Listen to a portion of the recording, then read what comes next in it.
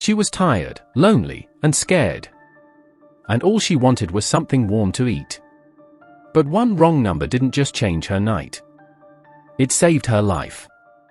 And what came next, no one, not even she, could have predicted.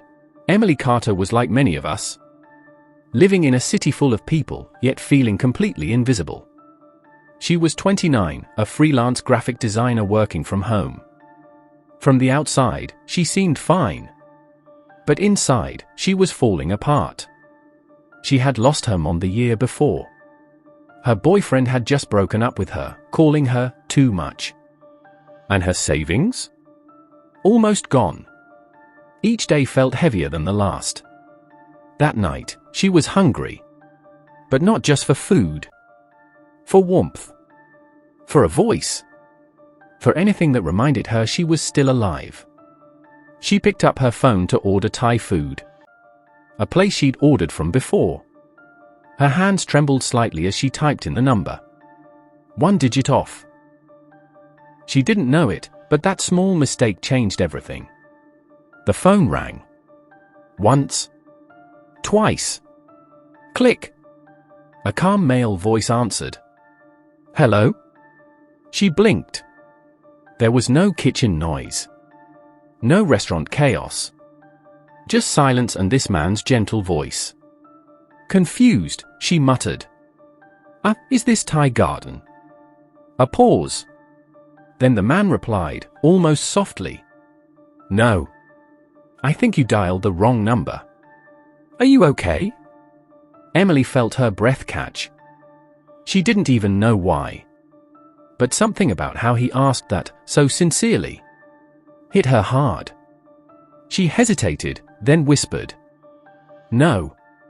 I'm not okay. And just like that, they started talking. His name was Daniel. 35. He worked in cybersecurity. Lived alone. Lost his wife 2 years earlier to cancer. He hadn't really spoken to anyone about it until that call. They talked for an hour that night. Not just small talk. Real things. Loneliness. Grief. Regret. The kind of conversation that doesn't feel like strangers, but like people who had already met in another life. Emily laughed for the first time in weeks. Not because something was funny, but because it felt safe to laugh with him. They agreed to talk again the next day. What started as one wrong number turned into a routine. Every night, they'd talk. About movies. About childhood memories. About their fears.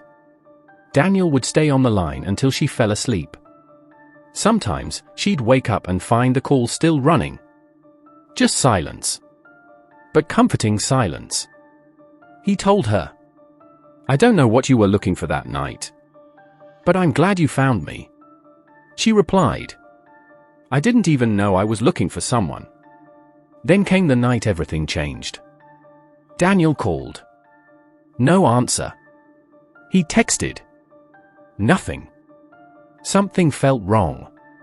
Emily had shared her address once, just in case. He'd joked, if you go missing, at least I can find you.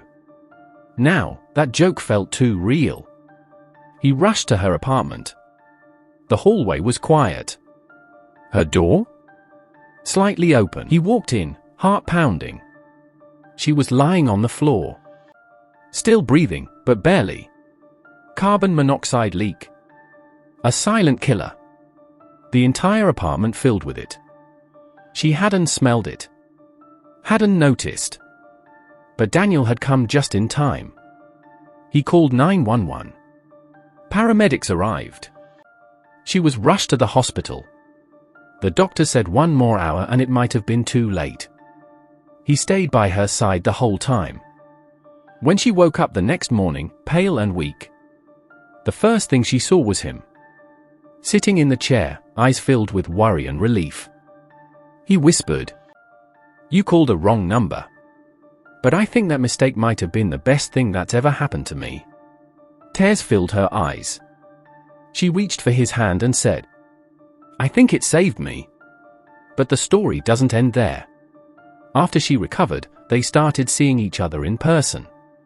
At first as friends. Then, more. A few months later, Daniel gave her a digital picture frame for her birthday. Inside, he'd saved snapshots of their texts, call logs, even screenshots of their first video chat. But as she clicked through the photos one evening, she saw something strange. In one of the earliest screenshots, the night they had their first video call, there was a faint reflection behind Daniel. Someone standing behind him. A woman. Wearing a hospital gown.